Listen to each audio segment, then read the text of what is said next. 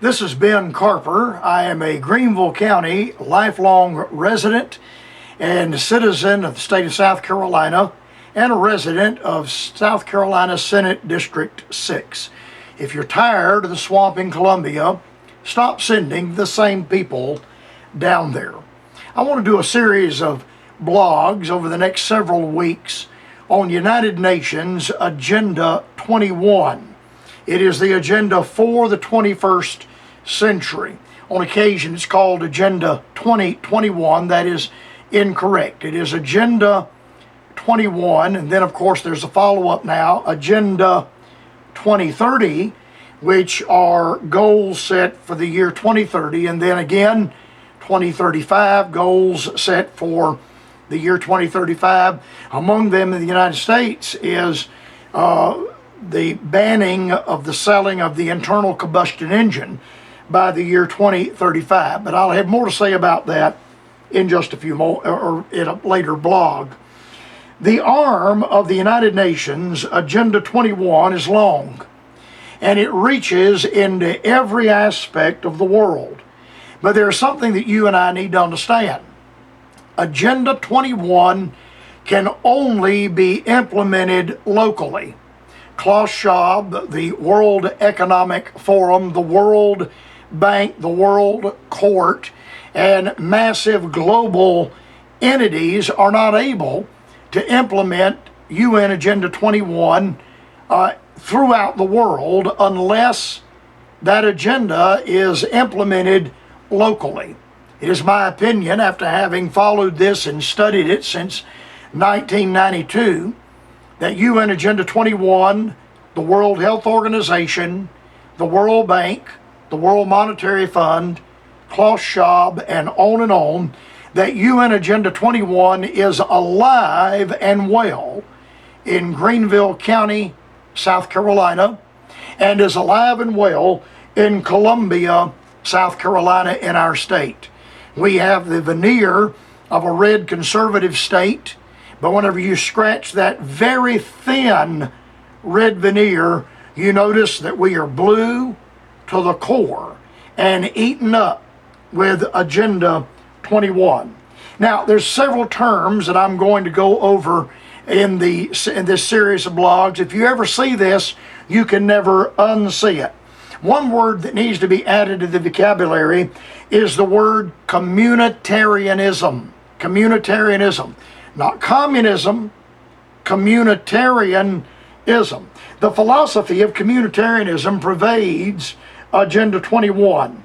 You see, you and I understand from the Constitution that government is there to serve the people. That the people, you and me, are the government.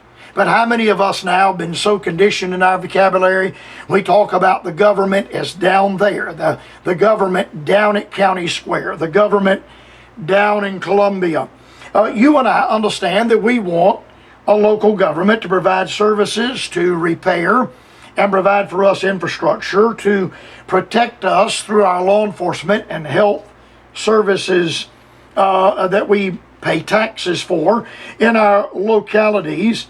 And whenever you and I ask for these things, we recognize that all of a sudden there's this imposition of restrictions that are placed upon us.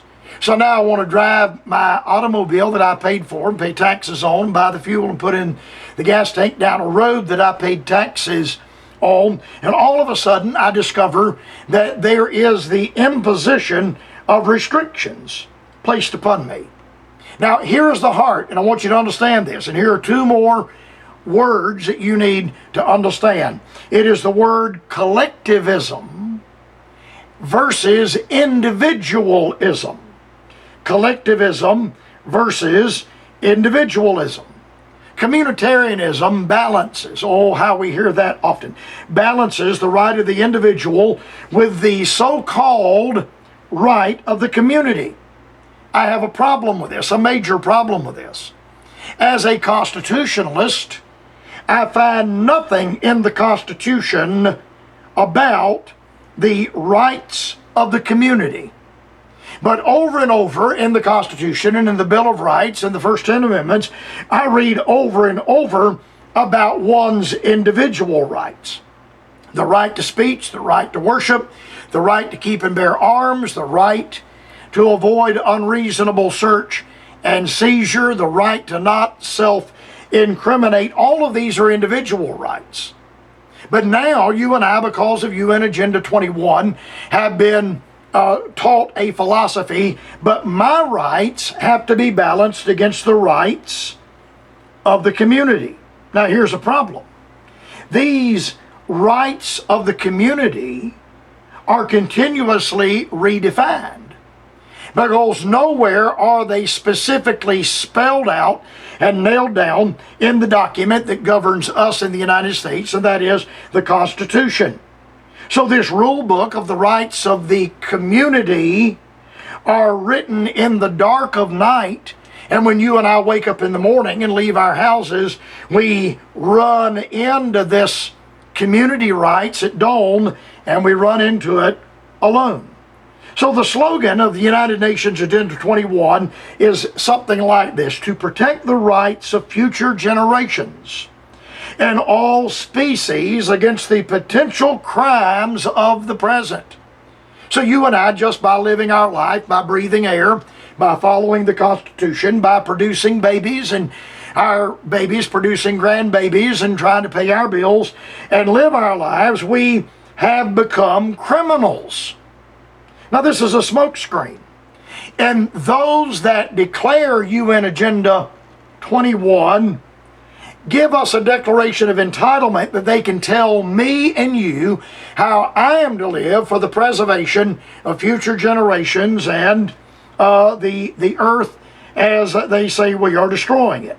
So they stand on these high-sounding premises of the rights of the individual are selfish. How many times have you and I turned on the television to be lectured by MSNBC or Fox News or CNN that just because I want to live my life and I want to be free and I want to follow the Constitution, that I'm being selfish? And those of us that would fight for the right of the individual are slurred as immoral. I'm a straight white man. I've been married to my wife 38 years. I have adult children. When I have grandchildren coming along, and I drive my automobile and I enjoy the fruit of my labor from my life. And I now, and you along with me, are called immoral. Now listen to this. You and I have been subliminally gaslit and preached a doctrine that the philosophy that you and I, simply by living our lives, by inhaling and exhaling, that we pose a direct danger to the earth. And we have been lectured this way and lectured this way, and the young people going off to college have had this bilge pushed to them and promoted to them.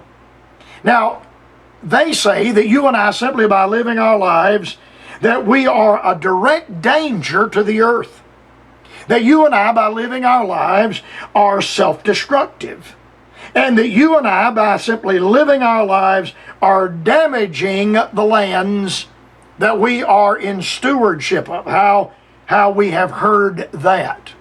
So, by the fact that I'm alive, and that I do not embrace UN Agenda 21, that I'm actually destroying planet Earth. Now, it is my purpose to try to draw back this green mask of destruction. Now, my time is almost up for this blog, but let me give one other thing to you, and then I'll be back to address this again very soon. You and I are going to pull back the green mask of Agenda 21, that they are using the World Health Organization and environmentalism, those two things, to bring about global governance and to rob us of our constitutional liberty. And you and I are being manipulated now by a bunch of little dictators. Where do I find these little dictators? They run trusts, they run foundations, they run planning departments in our county, they run county councils, They run provinces and they run states out of Colombia. You and I run into the little dictatorship of NGOs, non-government organizations.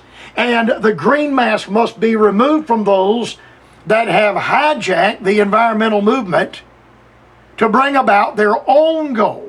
You see, if a man said, I'm going to take away from you the right to use your creek, while you say, not on your life, you'll never do that. But he can say, but we're trying to save the earth from pollution, and we're trying to set aside global warming. And the people say, well, if it's for the good of the environment, it has nothing to do with the environment.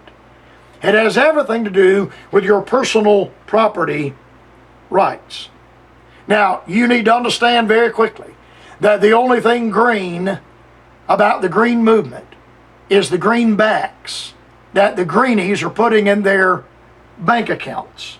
Behind the money is green. I mean, more than $5 trillion in private money to make green loans. There are men that will develop carbon credit, become carbon credit brokers to buy and sell air.